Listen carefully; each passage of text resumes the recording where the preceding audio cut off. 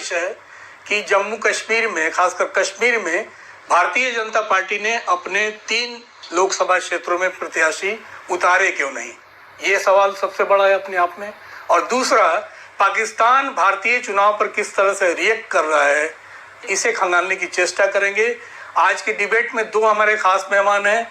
Doctor DK गिरी, जो राजनीतिक विश्लेषक हैं, अंतर्राष्ट्रीय राजनीति की समझ रखते हैं, और वरिष्ठ भारतीय जनता पार्टी के वरिष्ठ नेता शांत प्रकाश जाटव। अभिनंदन, स्वागत आप दोनों का। तो सबसे पहले हम कश्मीर की बात करते हैं कि ऐसा क्या कुछ हुआ शांत प्रकाश जी कि कश्मीर में 3 सीटें हैं। वहाँ पर जम्मू कश्मीर की 5 लोकसभा सीटें हैं, 2 जम्मू में और 3 कश्मीर में। कश्मीर की 2 सीटों पर, जो श्रीनगर और पुलवामा वाले अनंतनाग राजौरी पर मतदान हो चुका है, और तीसरी लोकसभा सीट है बारामूला में। तो बारामूला के लिए भी 19 मई को वोटिंग होगी। जम्मू संभाग की 2 सीटें, उधमपुर और जम्मू, पर पहले 2 चरणों में मतदान हो चुका है। विषय है कि कश्मीर में जो 3 सीटें हैं, वहां पर क्यों नहीं कैंडिडेट उतारे गए बीजेपी के, जिसे लेकर अमित शाह ने भी अफसोस प्रकट किया है कि गलती हुई है। क्या कहेंगे शांत प्रकाश जी? देखिए, मैं इस बात में गलती तो नहीं कहूंगा। बेसिकली मैं जम्मू कश्मीर का 2007 में प्रभारी रह चुका हूं, तो मैंने उस वक्त में जम्मू कश्मीर के जो 22 जिले हुआ करते थे, उसमें ये जो 10 जिले जहां पर मुख्य रूप से ये जो 3 सीटें जो हैं अभी आ गई थी, इस क्षेत्र को बहुत अच्छी तरीके से समझ पाया था। हमेशा जो है वो गर्म वहां पे माहौल रहा करता था, जाना भी बड़ा मुश्किल हुआ करता था। मगर इस बार सबसे पहले तो हमें इस चीज के लिए खुश होना चाहिए कि वहां पर स्थिति जो है, चुनाव जो है बहुत बेहतरीन तरीके से हो पा रहा है। और जहां पहले केवल 3 पार्टियां ही मुख्य रूप से चुनाव में उतरा करती थी, 11 पार्टियां इस वक्त में चुनाव में उतरी हुई है। तो ये जो जिस तरीके से व्यवस्था परिवर्तन हो रही है, वो सबसे महत्वपूर्ण है। और ठीक है, अभी चुनाव में हमारे कोई प्रत्याशी 3 सीटों पर नहीं है, आने वाले समय में होंगे। मगर सबसे खूबसूरती ये है, ओपनिंग कमेंट, इसलिए शॉर्ट में ही आपका आंसर चाहूंगा। देखिए, बार बार अमित शाह जी, वहाँ के लेफ्टिनेंट गवर्नर राजनाथ सिंह भी, जो लोग भी जाते हैं कश्मीर या दिल्ली से भी कश्मीर के हवाले से कुछ भी बोलते हैं, तो कहते हैं कि हमने आतंकवाद को खत्म कर दिया, शांत कर दिया, वातावरण बहुत अच्छा है वहाँ पर। लेकिन चुनाव के वातावरण में भी अगर कैंडिडेट बीजेपी वहाँ नहीं उतार पाती है, तो कैसा संदेश तो अच्छा नहीं जाता है ना। कहीं कहीं लगता है कि डर गई है बीजेपी। नहीं, चुनाव कराना, बीजेपी को क्या डरना। हमने तो नकेल डाल करके वहां पर आतंकवाद को खत्म कर दिया, एक चिड़िया तक नहीं जो है ना इधर से उधर हुई। तो ये हमें डरने की आवश्यकता है। जब पूरा राष्ट्र हमारे साथ में है, तो बहुत बेहतरीन काम करने का जो है कुव्वत भी हमारे साथ में है। हम वहां पर चुनाव करवा पा रहे हैं, और 11 पार्टियां वहां चुनाव लड़ रही हैं, तो कोई फर्क नहीं पड़ता इससे। वहां पे चुनाव करना जो है, और सभी लोगों का उस चुनाव में भागीदारी करना, परिवार से निकल करके ये समाज के बीच में जो है ना, वहाँ की सीटें चुनाव लड़ रही हैं। डॉक्टर डीके गिरी, चुनाव तो देखिए शासन करवाता है, कोई पार्टी नहीं करवाती है। भारतीय जनता पार्टी अगर ये दावा करती है कि चुनाव हम करवा रहे हैं, जो कि जाटव साहब बोल रहे हैं, तो चुनाव दरअसल चुनाव आयोग कराता है। तो पार्टी, कोई दल विशेष और खासकर सत्ता में रहने वाली पार्टी के कैंडिडेट वहां पर नहीं लड़ रहे हैं, तो ये मैसेज तो जाता है ना। डॉक्टर डीके गिरी, आप कश्मीर को बहुत अच्छे से जानते हैं, जर्रा जर्रा आपका घुमा हुआ है। तो डॉक्टर डीके गिरी, ये मैसेज तो सीमा पार भी जाता है, कश्मीर के उस पार जो पाक ऑक्युपाइड कश्मीर है, वहाँ भी ये जाता है कि बीजेपी वाले कश्मीर, जो मेन लैंड कश्मीर है, वहाँ पर चुनाव लड़ाने के लिए अपने कैंडिडेट नहीं दे रहे हैं। और देश का गृह मंत्री भी अफसोस कर रहा है, भारत का गृह मंत्री भी अफसोस कर रहा है। इसका क्या राजनीतिक विश्लेषण पाकिस्तान ऑक्युपाइड जो कश्मीर है वहां पर लोग करते होंगे? शांत प्रकाश जी बड़ा नम्र और शालीन व्यक्ति हैं, और अपना पार्टी को तो आलोचना वो नहीं करेंगे। लेकिन जैसे आपने कहा कि गृह मंत्री ने ही खुद का अफसोस जाहिर की, तो ये संदेश थोड़ा सा मिक्स्ड जाएगा, और बीजेपी को, भाजपा को कैंडिडेट देना चाहिए था, क्योंकि जैसे उन्होंने कहा कि उन्होंने काफी पहल की है वहाँ पे। उसको आपका मतदाता जो जम्मू कश्मीर का, वो पूछेगा ना देखिए, अभी हमने वहां पर अनुसूचित जनजाति पर्यटन का जो है वहां पर अच्छा स्कोप बनने कि वहां के लोगों को रोजगार है। हमने वहां पर बीजेपी उतारने जा रही है जम्मू कश्मीर के चुनाव में, और बाकायदा हम पूरी तैयारी के साथ लड़ेंगे चुनाव। उन इलाकों में भी निश्चित रूप से लड़ेंगे जहां पर बीजेपी अपने लोकसभा प्रत्याशी नहीं दे पाई थी। लेकिन जाटव साहब, ये तैयारी किस तरह से है थोड़ा सा हम समझना चाहेंगे, क्योंकि कश्मीर के आप किसी जमाने में प्रभारी भी रहे हैं। बीजेपी किस बुलाई और उसी बैठक में ये सारी बातें भी हुई, तो उन्होंने कहा कि आप तैयार हो जाइए। उन्होंने तो ठीक है, आप घर आए, दिल्ली आए, लौट के, ये अलग बात है जाटव साहब। लेकिन एक और इंटरेस्टिंग बात है अपने आप में कि हमें तो भाजपा को कैंडिडेट देना चाहिए था, क्योंकि जैसे उन्होंने कहा कि उन्होंने काफी पहल की है वहाँ पे, उसको यूनियन टेरिटरी बनाया और काफी अच्छा काम हुआ, लेकिन ये थोड़ा सा मिस हो गया। और इसीलिए अमित शाह ने भी कहा कि हम अफसोस जाहिर करते हैं। कैंडिडेट मिल जाता उनको, हारे चाहे जीते, चुनाव में तो किसी न कोई हारेगा कोई जीतेगा, लेकिन ये मैसेज गलत जाएगा। तो ये कैंडिडेट तो देना चाहिए था। मैं ये कहूँगा। देखिए, ये कहावत है, फिल्मी कहावत, जो डर गया सो घर गया। तो ठीक है, आप घर आए, दिल्ली आए, लौट के, ये अलग बात है जाटव साहब। लेकिन एक और इंटरेस्टिंग बात है अपने आप में कि अमित शाह जब अभी पिछले हफ्ते ही जब श्रीनगर गए थे, तो उन्होंने श्रीनगर में कार्यकर्ताओं की बैठक बुलाई और उसी बैठक में ये सारी बातें भी हुई। तो उन्होंने कहा कि आप तैयार हो जाइए, 90 सीटों पर बीजेपी उतारने जा रही है जम्मू कश्मीर के चुनाव में, और बाकायदा हम पूरी तैयारी के साथ लड़ेंगे चुनाव। उन इलाकों में भी निश्चित रूप से लड़ेंगे जहां पर बीजेपी अपने लोकसभा प्रत्याशी नहीं दे पाई थी। लेकिन जाटव साहब, ये तैयारी किस तरह से है थोड़ा सा हम समझना चाहेंगे, क्योंकि कश्मीर के आप किसी जमाने में प्रभारी भी रहे हैं। बीजेपी किस तैयारी के साथ चुनाव लड़ने जा रही है वहां पर? नवंबर के आसपास चुनाव होना है। देखिए, नवंबर तक जो लोकसभा चुनाव के बाद में स्थिति एकदम बिल्कुल स्पष्ट होगी। और मैं समझता हूँ कि जो योजनाएं जो है हमने देश में, जहाँ पर हमारा शासन है, वहां पर जो योजनाएं जो है हमने वहां पर लागू की हैं, उन्हीं रचनात्मक कामों को जम्मू कश्मीर में उनको लागू करना, उसी हिसाब से मैनिफेस्टो बनाया जाएगा, ताकि जो है वादी जो है वो बेहतर तरीके से विकास, तमाम तरीके की जो योजनाएं, जैसे कि वहां के लोगों को रोजगार के साधन मुहैया हो सके, सरकारी रोजगार नहीं, वो हर तरीके के रोजगार जो है वहां पर बने, पर्यटन का जो है वहां पर अच्छा स्कोप बने, क्योंकि खूबसूरत वैली जो है किसी वक्त में स्वर्ग के रूप में मानी जाती थी। बीच में कुछ परेशानी हुई, अभी दोबारा लोगों ने जाना शुरू किया है। तो वो जो भाव है उसके साथ में मैं समझता हूँ कि हम चुनाव में जाएंगे। और जाटव साहब, कश्मीरी पंडितों को क्यों भूल जाते हैं? बहुत बड़ा मुद्दा था कश्मीरी पंडित। क्या ये चुनावी एजेंडा नहीं रहेगा बीजेपी का? कितने कश्मीरी पंडितों को सेटल किया, कितने को रोजगार दिया, ये सारे आंकड़े तो आपका मतदाता जो जम्मू कश्मीर का वो पूछेगा ना। देखिए, अभी हमने वहां पर अनुसूचित जनजाति की जो सूची है उसमें कुछ जो कबीले जो है उनको शामिल किया है। तो जिस तरीके से अभी तक वो लोग वंचित थे, रिजर्वेशन के दायरे से बाहर थे, उन सबको लाभ दिया। और मैं समझता हूँ कि जो हिंदू कश्मीर जो है वहां से उस वक्त में पलायन करके गए, वो दोबारा वहां जाकर के वहां पर पहुंचे और अपना जिस क्षेत्र से गए वो वापस वहां पर पहुंचे। उसके लिए भी तमाम योजनाएं जो है देखो तुरंत नहीं हो रही, मगर शुरुआत हो चुकी है। वहां पर अभी भी विदेशी निवेशकों ने अपना, या भारतीय निवेशकों ने वहां पर अपना काम करना शुरू कर दिया है। इंफ्रास्ट्रक्चर एस्टेब्लिश होना शुरू हो गया, डेवलपमेंट बढ़ रहा है वहां पर। तो इन सब चीजों को लेकर के स्वाभाविक बात है वहां पर जाना है। जी बिल्कुल ठीक है।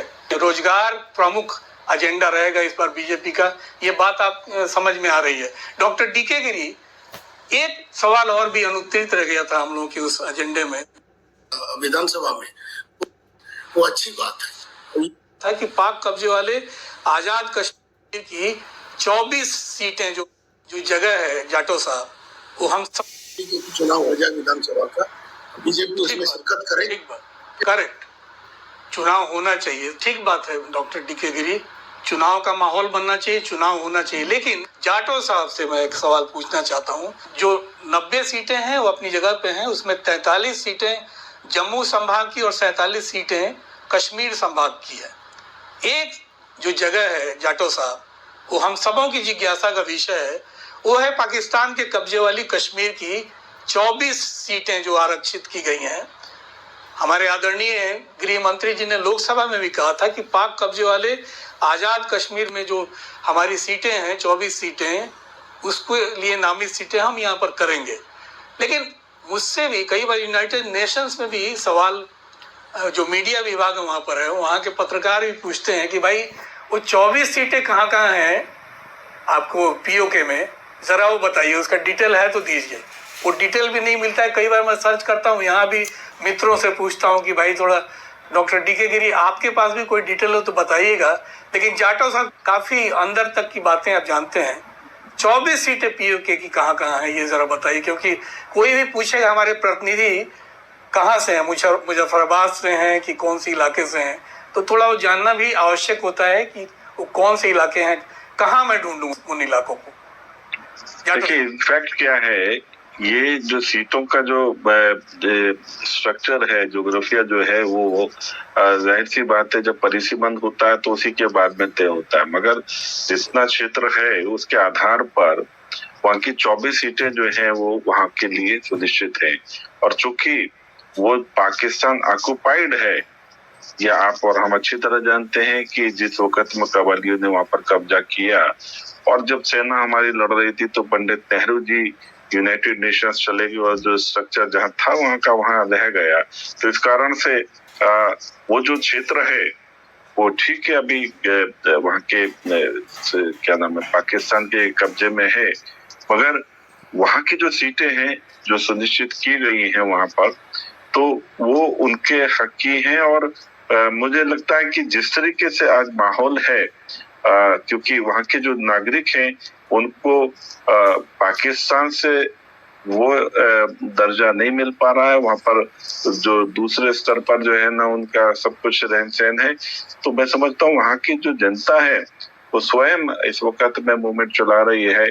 और भारत, मैं बीच में टोक रहा हूँ, सॉरी फॉर, वहाँ अभी हाल फिलहाल मूवमेंट बहुत शुरू हो गया है, जोरदार मूवमेंट हो रहा है, लगातार हो रहा है।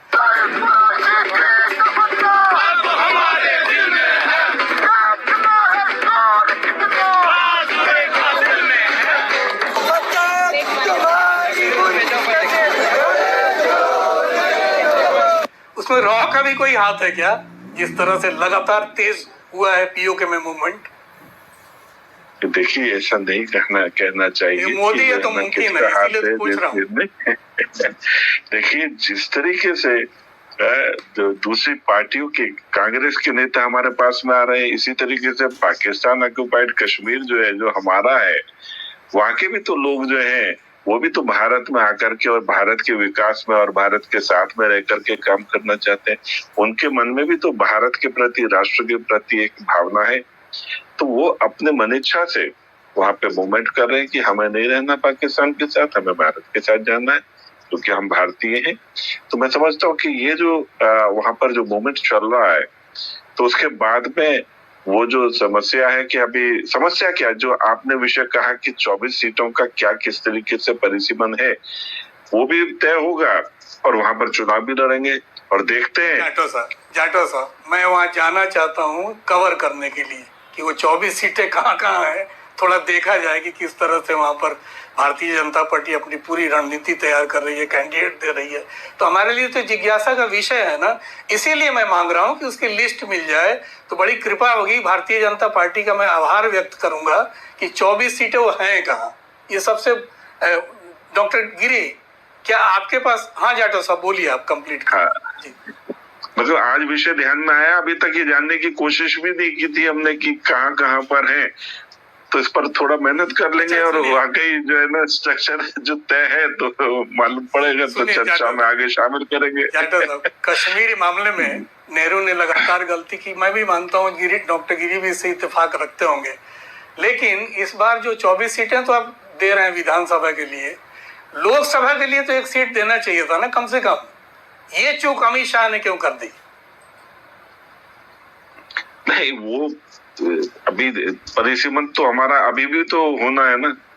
अब ये अगला जो चुनाव होगा वो लोकसभा के नए परिसीमन पर होने वाला है, और तब तक जो है ना ये जो क्षेत्र है वो भी शायद हो सकता है कि शामिल हो जाए, फिर बन जाएगी सीट का क्या। Doctor Giri, if I am wrong आप मुझे करेक्ट कीजिए कि क्या लोकसभा की जब आप 24 सीटें वहां पर दे सकते हैं जम्मू कश्मीर विधानसभा के लिए जो अमित शाह ने घोषणा की, तो लोकसभा के लिए तो बनता है, 1-2 सीटें तो देनी चाहिए पाक ऑक्युपाइड कश्मीर के लिए। बिल्कुल, राज्य रणनीति के हिसाब से तो उनको करना चाहिए था, लेकिन बीजेपी का पीओके के लिए जो रणनीति है वो मुझे समझ नहीं पा रहा हूँ। इन्होंने जो ऐलान किया चुनाव के समय डंके के जोर पे कह रहे हैं कि पीओके 1-1 इंच हमारा है और हम उसको लेके रहेंगे, मेरा छाती तो बड़ा फूल गया सब उसको सुन के, बहुत अच्छा लगा, फूल गया, एकदम चौड़ा हो गया, बहुत ही अच्छा लगा। और लेकिन मैं ये बीजेपी वाले इतना रणनीतिकार हैं, क्यों इन्होंने अपना मैनिफेस्टो में नहीं डाला, उसको मेन मुद्दा क्यों नहीं बनाया? अगर बनाते तो जो ध्रुवीकरण ये चाह रहे थे ये ध्रुवीकरण हो जाता, लेकिन ये कैसे चूक हो गया मुझे समझ में नहीं आ रहा है। पीओके को उठाते कि पीओके लेंगे हम और इसी पे ऊपर वोट दीजिए हमें, पूरा शायद सारा भारत उनको वोट दे देता, लेकिन ये आफ्टर थॉट मुझे लग रहा है चुनाव के बीच में। पहले तो गारंटी पे ही जा रहे थे, मोदी की गारंटी, मुझे उसी से हो जाएगा, थोड़ा जो कमजोर पड़ा लगता है पीओके को, लोग आफ्टर थॉट के हिसाब से लाए हैं, लेकिन ये उनका फ्रंट रनिंग मुद्दा होना चाहिए था। और केवल बीजेपी इस बात को उठा रही है, उसका हम सराहना करते हैं और उनको हम समर्थन भी करते हैं, लेकिन बीजेपी ऐसे 1 स्टेप फॉरवर्ड 2 स्टेप बैकवर्ड वाला मामला जो है माओ सेतुंग का, ये क्यों फॉलो कर रहा है समझ में नहीं आ रहा है। डॉक्टर जो उम्मीद डॉक्टर गिरी, हमारा आपका दोनों का मूवमेंट इंटरनेशनल फोरा पे लगातार रहता है और लोग ये सवाल हमसे आपसे भी भारतीय होते हुए पूछेंगे कि वो सीट जो परिसीमन किया गया या नॉमिनेटेड सीटें भी हैं, अगर नॉमिनेटेड भी होता है तो उस एरिया वाइज हम उसको डिफाइन करते हैं, उसकी व्याख्या करते हैं, ये फलां एरिया का ये सीट है, तो उस सीट के बारे में हमें आपको तो बताना पड़ेगा ना। As a journalist, as a senior academician, आपसे कोई भी पूछेगा, हमारे पास कोई जवाब नहीं होगा तो लोग हंसेंगे ना कि किस देश से आया हुआ आदमी है। जी डॉक्टर गिरी, आपके सुझाव बीजेपी तक पहुंचा देंगे जाधव साहब, और ये लोग तुरंत एक लिस्ट निकालेंगे। उसके ऊपर उन्होंने काम नहीं किया है, धीरे धीरे अपना मनसा बना रहे हैं। लेकिन मैं ये कहना चाहूंगा जाधव साहब कि आप कह रहे हैं कि जो कांग्रेस का लोग जैसे टूट के आ रहे हैं हमारे यहाँ, वो पीओके ऐसे हमारे हाथ में नहीं आएगा, इसके लिए हमें प्रयास करना पड़ेगा और इंटरनेशनल प्रेशर देना पड़ेगा, और कि पीओके हमारा है, क्योंकि पाकिस्तान का पीओके के बिना कश्मीर का इंटीग्रेशन संपूर्ण नहीं है और ये होना ही है, ये लॉजिकल ही है। लेकिन अगर ऐसे होता, देखिए बलूच के लोग जो 3 स्टेट में बांटे हुए हैं वो अलग हो जाती है, या कर्ड वो जो 30 स्टेट में बांटे हैं वो अलग हो जाते हैं, कैटलान जो स्पेन में है वो अलग हो जाते हैं। ये तो ये उस पेशित लोग हैं, ऑपरेस्ड लोग हैं, ऑक्युपाइड हैं, तो हमें इंडिया को उसको जोड़ करके डिप्लोमेटिकली इवन मिलिट्रीली पीओके को लेना है, उसके लिए भी तैयारी करना चाहिए। लेकिन बीजेपी सोच रहा है कि शायद वो मूवमेंट से एजिटेशन में अगर वो त्रस्त होकर पाकिस्तान हमें दे देगा, वो तो विशफुल थिंकिंग मैं कहूँगा, ये नहीं होने वाला है। लेकिन हमें पहल करना पड़ेगा और जोर लगाना पड़ेगा, और ये खतरा हमारे लिए मंडरा रहा है, क्योंकि भारत जो belt and road initiative join नहीं किया चाइना का, इसीलिए नहीं किया कि उसका रोड पीओके होके जा रहा है, यही कारण था। और चाइना को काफी पार्ट्स ने पाकिस्तान ने लीज कर दिया, अभी भी एक रोड बना रहा है। तो हमें सिर्फ इलेक्शन ना मुद्दा बना के उसके ऊपर इंटरनेशनल मुद्दा भी उसको बनाना चाहिए, जैसे पाकिस्तान हर फोरम में कश्मीर का मुद्दा उठाता है, हमें उठाना चाहिए, कहते हैं पीओके हमारा है, और पीओके जब तक कंप्लीट नहीं होगा इंटीग्रेशन कंप्लीट नहीं है, ट्रीटी ऑफ एक्सेशन के हिसाब से पीओके हमारा है।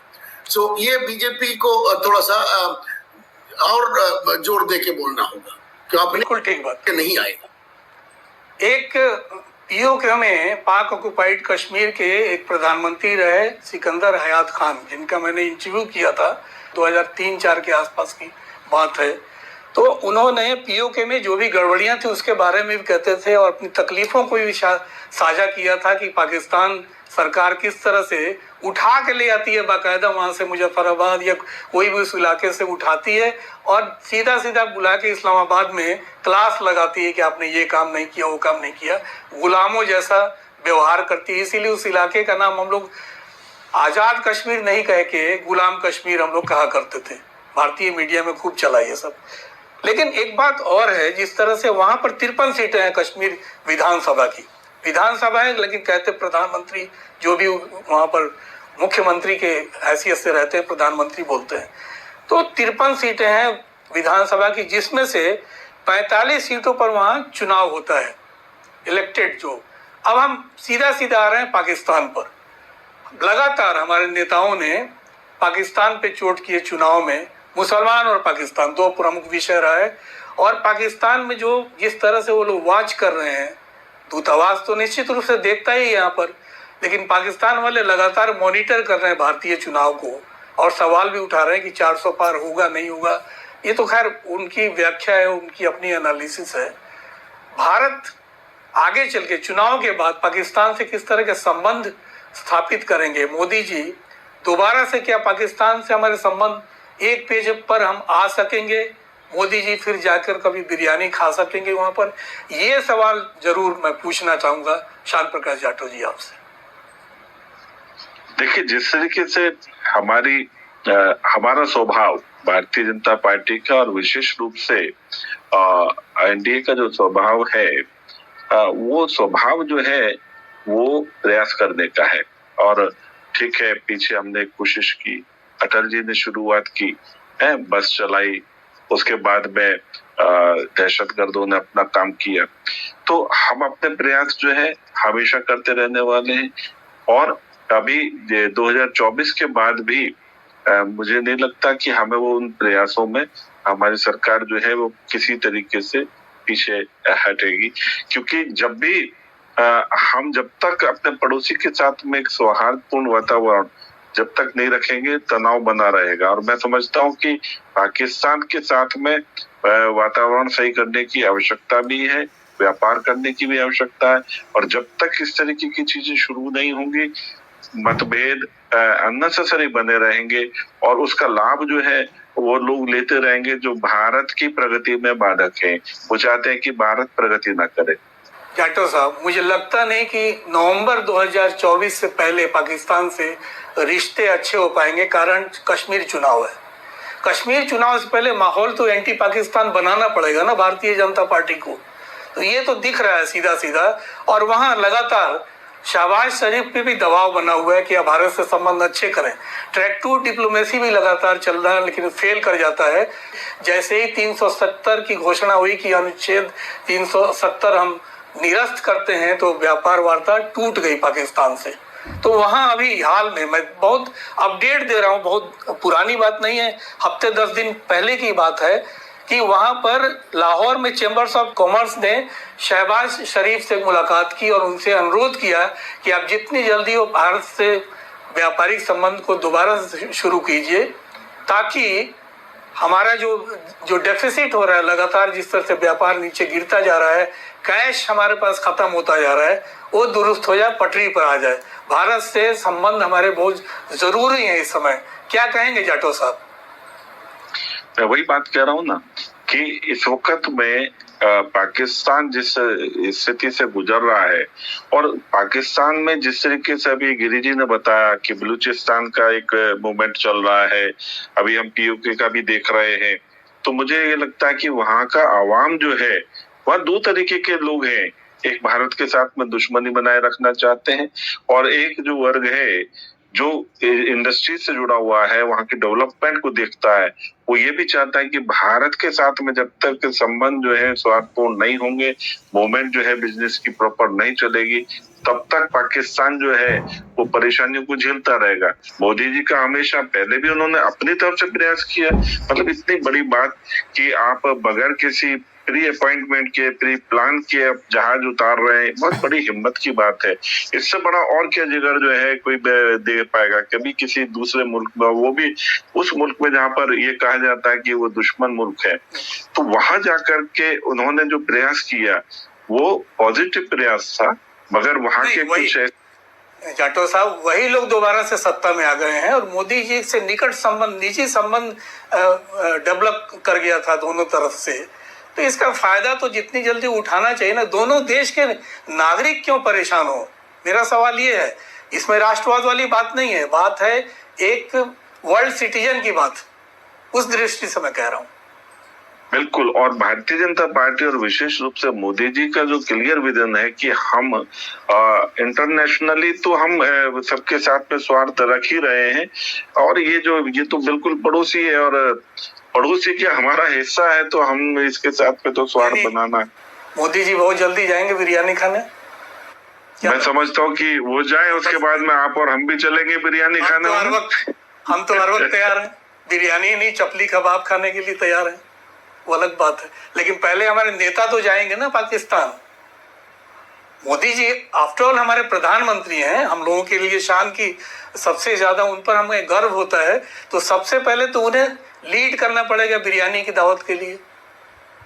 बिल्कुल बिल्कुल जाएंगे, और पीछे भी गए, और इस बार जो है मैं समझता हूँ उनका जाना एक कामयाबी जो है ना, दोनों मुल्कों के बीच में एक सौहार्द बनेगा, ऐसी एक कामयाबी मिलेगी। डॉक्टर गिरी, दो सवाल है। पहला ये कि पाकिस्तान ने व्यापार वार्ता तोड़ी थी, तुरंत उसने हमारे राजदूत को वापस किया था जैसे ही 370 का मामला आया था। अगर पाकिस्तान आगे बढ़ता है बातचीत के लिए कि हम चलते हैं उभय पक्षीय व्यापार को फिर से बहाल करते हैं, तो इसमें कहीं ना कहीं स्वीकृति फिर 370 पे पाकिस्तान की मुहर लग जाएगी। कहीं ना कहीं 370 जिस तरह से निरस्त किया गया, तो पाकिस्तान को भी स्वीकार कर लेना पड़ेगा डिप्लोमेटिकली कि हाँ, भारत ने जो कदम उठाया था, मोदी सरकार ने जो कदम उठाया था, वो कदम सही था। एक बात तो ये है। दूसरा ये कि जिस तरह से कुछ जो एलिमेंट्स हैं वहां पर, मलिया लोधी जैसे एलिमेंट, मलिया लोधी का एक आर्टिकल में पढ़ रहा था, आप भी देखिएगा, इंटरेस्टिंग अपने आप में, डॉन में छपा है उसका आर्टिकल, और उसमें काफी कुछ उसने उगला है। अभी जो प्रचार चल रहा है भारत में, भारतीय जनता पार्टी के प्रचार पर भी सवाल उठाया है। 13 मई 2024 को डॉन के एडिटोरियल पेज पे छपा है उनका आर्टिकल। ब्रिटेन और संयुक्त राष्ट्र में भी राजदूत रह चुकी हैं मलिया लोधी, सलाहकार भी रही हैं प्रधानमंत्रियों के, कई सारे प्रधानमंत्रियों के। तो उनकी एनालिसिस को ध्यान देने की जरूरत है। संक्षेप में मैं बता रहा हूं कि जिस तरह से उन्होंने कहा कि ये 400 सीटें नहीं, उससे कम आएगी, पहले उनका असेसमेंट कम की है, पहली बात। दूसरा ये कि बार बार जिस तरह से भारतीय चुनाव में भारतीय जनता पार्टी लगातार मुसलमानों पर और पाकिस्तान पर हमले कर रही है, उससे व्यापार वार्ता या भविष्य में भारत पाकिस्तान के संबंध नॉर्मल नहीं रह पाएंगे। क्या कहते हैं डॉक्टर डीके गिरी? आखिरी सवाल, इससे हम क्लोज करेंगे। पाकिस्तान को बारे में जब हम चर्चा करते हैं, पाकिस्तान देखो जो कहते हैं 3 पैर वाला एक, मैं अगर कहूँ तो जानवर है और एक प्राणी है। एक तो हो गया मिलिट्री, दूसरा हो गया पॉलिटिशियन, तीसरा आवाम। तो आवाम तो चाहता है, मैं पाकिस्तान गया हूँ, जितना जज्बाती रिश्ता है आवाम के साथ है। मेरी दुकान में मुझे फ्री गिफ्ट दे दिया, एक सूट, पैसा भी नहीं लिया, कहते भाई साहब आपके लिए। तो लोग भारत का मिसाल देते हैं। जो लालू यादव जो चीफ मिनिस्टर बने बिहार में, वो लोग बड़ा खुश हो रहे थे कि आपके यहाँ एक गाय चराने वाला आदमी भी चीफ मिनिस्टर बन सकता है, आपके यहाँ जन्नत है क्योंकि आपके यहाँ जमहूरियत है, ये मानते हैं। लेकिन मिलिट्री का आप जानते हो। डॉक्टर डीके गिरी, थोड़ा सा मैं जोड़ रहा हूँ, I am sorry for intervene. मैंने नवाज शरीफ का एक इंटरव्यू किया था, उस समय वो दोहा में थे, तो थोड़ी बहुत बातचीत हुई, पूछा हमसे, और जैसे ही वो जाना कि किस इलाके से है, भोजपुरी स्पीकिंग है, तो नवाज शरीफ के मुंह से निकला, रिकॉर्डेड है वो, का हाल बा, हाउ आर यू, है ना। तो आई वाज रादर सरप्राइज कि ये आदमी भोजपुरी जानता कैसे है। बाद में नवाज शरीफ लंदन पहुंचे तो मुझे बुलाया कि आप आइए, थोड़ी बातचीत और हमारे लोगों से मिलिए। मैं गया तो उनका एक रसोइया था जो बिहार के भोजपुरी स्पीकिंग बेल्ट से गया हुआ था, उससे नवाज शरीफ ने भोजपुरी सीखी थी, बोल छिटपुट भोजपुरी, मतलब जो टुकड़े में हम लोग बोल लेते हैं वैसी वाली भोजपुरी। तो ये होता है, ये कनेक्टिविटी का मैं मिसाल दे रहा हूं। आप कंटिन्यू कीजिए डॉक्टर गिरी। मैं कह रहा था, लोग चाहते हैं कि रिश्ता सही हो, इवन पॉलिटिशियंस भी चाहते हैं, लेकिन मिलिट्री नहीं चाहता है। मिलिट्री क्योंकि उनका रोजी रोटी दुश्मनी से चलता है, दुश्मनी बना रहेगा, उनके पास पैसा आएगा। तो इसको हमें देखना चाहिए। लेकिन जाटव जी जैसे कह रहे थे, कुछ लोग दुश्मनी चाहते हैं, कुछ लोग दोस्ती, हमें भी यही करना चाहिए, दोस्ती और दुश्मनी दोनों। हम तो सिर्फ दुश्मनी कर रहे हैं। और दूसरी बात, क्योंकि हम डोभाल साहब जैसे व्यक्ति हैं जो पाकिस्तान में इतना साल रहे हैं, पूरा नस नस जानते हैं, मेरे को ये कहना कि हमें पाकिस्तान हमारा फर्स्ट एनिमी नंबर 1 नहीं है, हमारा एनिमी है चाइना। तो पाकिस्तान के साथ हमारा तो रोटी बेटी का भी रिश्ता था, उसको हमें बना के रखना चाहिए। लेकिन बीजेपी यहाँ पे थोड़ा चुक गया है। शुरुआत तो अच्छा की थी, लेकिन चुक गया है और हमने सार्क को तोड़ दिया, बिम्स्टेक बना लिया, पाकिस्तान को अलग कर दिया। वो नहीं बनेगी। पाकिस्तान फिर चाइना के खेमे में चला गया। पाकिस्तान को हम अपने साथ रखना चाहिए। वो हमारा कश्मीर मांग रहे हैं, हम उनका कश्मीर मांगे, वो लड़ाई चलते रहेगा। लेकिन अवाम के साथ रिश्ता बनाना, बिजनेस को शुरू करना, ट्रेड शुरू करना, दोनों कंट्री के लिए अच्छा है। और पाकिस्तान हमारा एनिमी नंबर 1 नहीं है, ये है चाइना हमारा एनिमी नंबर 1 है। इसको हमें ध्यान देना चाहिए। लेकिन पाकिस्तान चुनाव में काम देता है, ठीक है, वो लोग भी इस्तेमाल करते, हम भी करें, लेकिन ये हमारा फॉरेन पॉलिसी या डिफेंस पॉलिसी ना बने। लेकिन हमारा ये डीप पॉलिसी नहीं होना चाहिए। और डीप स्टेट जिसको कहते हैं पाकिस्तान को, हमें एड्रेस करना चाहिए, उसका सिविल सोसाइटी को, पॉलिटिशियंस को, और मल्टी प्रोंग्ड डिप्लोमेसी उनके साथ करें। ट्रैक 2 ट्रैक 3 करें तो पाकिस्तान के साथ रिश्ता अच्छा बनेगा। चाइना के साथ हम बिजनेस करते रहेंगे और पाकिस्तान को दूर रखेंगे। बहुत सूत्र वाक्य दिया है डॉक्टर डीके गिरी। अत्यंत आभार डॉक्टर डीके गिरी आपका। और शांत प्रकाश जाटव जी, खुल के बात की आपने। बिरयानी चलिए मिल के कभी खाते हैं पाकिस्तान। बहुत बहुत धन्यवाद आप दोनों का। तो कैसा लगा TV6 न्यूज नेटवर्क का ये कार्यक्रम? अपनी टिप्पणी जरूर दीजिएगा। कार्यक्रम पसंद आया हो तो आप